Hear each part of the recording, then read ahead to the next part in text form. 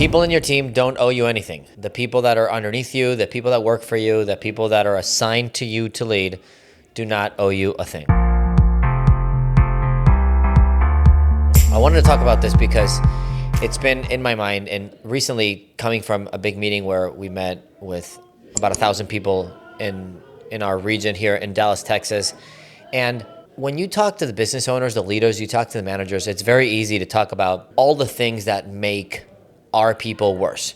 And don't get me wrong, I do believe that society today, there's lots of positives, but there's also the generation of social media and the generation of not having to put a lot of effort to get food delivered, to get a date, the generation where from your screen you can tap into a job, you can tap into really anything you need, hasn't really helped the parents raise the kids, and et cetera, et cetera. And so there are a lot of children and a lot of people applying for jobs that are, at this point, if you think about it, this is 2025 recording. Somebody that was born in 2007 could be applying for a job. If I'm not mistaken, that's insane. That's how old I feel. Just dated myself there. And it is true that people, for whatever reason, they're just expecting more. And we are receiving countless amount of people with no car that want to get driven everywhere. They want to get driven to work. They want to get driven home. They're not expecting to pay gas money. They're not expecting to work a full shift. People that they let their managers know, hey, I'm not coming in today. I have a personal day. I got a mental health day, and all these things that are really not conducive to success. Let's put it that way. And I do agree with a lot of that. It's difficult. Management has changed over since COVID and of course, over the last 10, 20 years. But I also see a big culture of, hey, there is a reason why you, the manager, the leader, whoever you are, you're the department head of something, there is a reason why you are in charge. I look at it like I was put in this position to serve the people. And the quote that's been going around in my head that I believe is such a great description for management is, or leadership really, because management should be leadership and it not always is. But your true character, the quote is, your true character is only defined by how you treat the people you can get nothing from. And it just explains how there's going to be all these people that are going to come to your company, take resources and leave. Come to your team, take away from you and leave. They're going to come and not bring any value and want to take money or want to take time or both. And sure, it is unfair. And I know we say it all the time, we don't live in a fair world, but every time we are faced with an unfair situation, we try to make it work. And again, I wanted to explain to anybody out there that's leading a team of anywhere from 2, 3 people to hundreds of people, the people that you are leading do not owe you anything. Even though they are supposed to transact, they might be supposed to sell, they might be supposed to X, Y, Z, and then you're in exchange supposed to give them a paycheck. Yes, there is a transactional relationship, but these people do not owe you anything. You are in charge. As the manager, as the leader, you have the opportunity to make more money. You have the opportunity to help these people. Welcome back to Unlocked, guys. Thank you for listening. I know a few of you guys have been subscribing. Thank you so much. I appreciate you. If you can share this on your Slack channel, make someone listen to it, maybe send it to somebody you hate, and that's how you guys reconnect. But it really helps us when you hit the bell and subscribe on YouTube, Spotify, wherever it is that you're listening. If you're driving, stay away from that. But thank you so much. I was just in a situation that was a little tough on the other day, and I wanted to really respond with my flesh, and I didn't. I didn't do it, but it was very tough. So I had a person that hasn't been doing great that asked me to leave town. One of our employees asked me to leave town for 3 days. I said yes. I said, look, hit your goals. You can go, and I'll pay the ticket. I made a deal with her, and I said, hey, I'll pay your ticket, your flight, if you do your goals that you're supposed to be doing anyway. And so she did, which was triple what she had normally been doing. I paid the ticket to, in this case, $400 plane ticket, adjust the times to what she wanted, and she goes. There she goes, right? Now it's time to come back on Sunday morning, and on Sunday morning we had a meeting, and she was supposed to be there. And so I get a text saying, hey, Richard, my cat is very anxious, and my cat messed me up. I'm missing the flight. And I don't have any money to get back. Now, tomorrow we have to go to work. I don't have any money to get back today. I don't have any money to get back tomorrow. It's going to take me 2 days to get back, and there's nothing I can do because, again, she just blamed her cat or whatever. And so she's like, hey, I need to get an advance. I need to get more money. Even though I have already paid this ticket, I need to get more money in order for me to come back to just do her regular job late. And so, of course, you can imagine, like, transactionally, I just want to say, no, I've already paid your ticket. You're supposed to be back Sunday.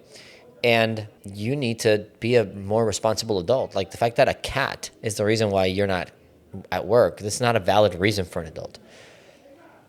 And I was fighting myself to, like, really not fire her on the spot over a text, because I think those are grounds for that.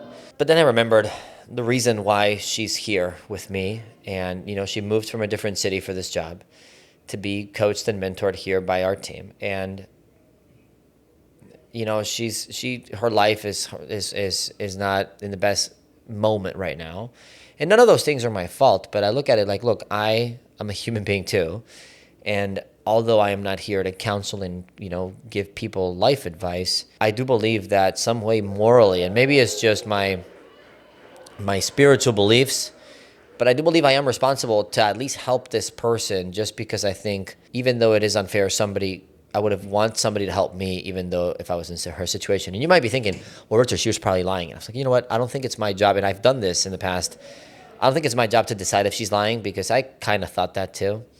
And I've done this in the past where, like, I would make people send me doctor's notes and proof of all these things and try to prove to them that they're lying. But I realized I would do a lot better if I didn't try to prove to people that they're lying. I don't think it's my place, even though they are my employee and they are taking away resources from me. I think I am in a position in my life where my life maybe is a little bit better, in a sense of it's more organized now. I'm 31 years old. I'm not in my 20s. And I do have the power, and I do have maybe power is not the word, but I do have the circumstances to help this girl. And something told me, like, Richard, that's the right thing to do. She took advantage of you. She probably woke up late, didn't make it to her flight. Now she needs more money, and she's going to miss work, and she's going to probably come back tired. You should still help her. And man, it was like losing my ego like 5 times in a row. And it's so painful as a, choleric male that I am to do that. But I do believe that that is leadership. There's probably not much I can get from this girl in the business world or transactionally, but I'm proud of myself, the fact that I never thought that, even though I did want to respond harshly. I think this is happening right now in every office across the board and every leadership point. So if you're in a moment in your career where, like, you kind of have that feeling like people owe it to me, they're lying, or they're taking advantage, or they should be working harder in order to claim that paycheck, or they should be showing up early in order to ask for time off. The reality is, you are right. You are probably right. And I just hear Layla Hermosi in my head just saying, you are right. It just doesn't matter, And I think that, look, the reason you're in the position you're in is so that you can actually help the person, and the person does not owe you anything. And whatever circumstances they've had in life, it's worse than yours in this moment. They're not yours to fix, but I believe that you are there to facilitate their life getting better, even though you might not be able to get anything from them, and most people will take advantage. I think that is leadership, is how you treat the person you can get nothing from. And that is leadership, and reveals your true character. Hopefully this hits home with some of you, because I've done this for about 3 years in a row. I did this completely the opposite way, where somebody would say something back, somebody would say something, and I would say something back to me. I would use my words to help the person understand how much of a loser they are. I would use my arguments and maybe my passion and my reasoning to help them realize, like, how they're living an entitled life that there's going to get them nowhere. And that, like, my life wasn't going that much better. You know what's funny? It's like, after me doing that for 3 years of, like, just proving people wrong, like, no, you should do this. You didn't do this, therefore you don't get this. You didn't do that, therefore you don't get that. I did that. I did that for a long time. My life or business results were not actually any better. They're actually worse if you think about it. And you can argue maybe I got better with experience, but they were actually not any better. So again, I know there's somebody right now that they do kind of owe you something. They should probably work harder. They should probably show more respect. They should probably communicate better with you. And they're just not, and still need something from you. And maybe that something is just attention. Maybe they just need a listening ear. Maybe they look troubled. You walk around the office today and somebody looks just troubled. They look like they need a listener. it's your responsibility to do that. And that's the way I look at leaderships. Hopefully that helps, guys. We'll see you at the next one.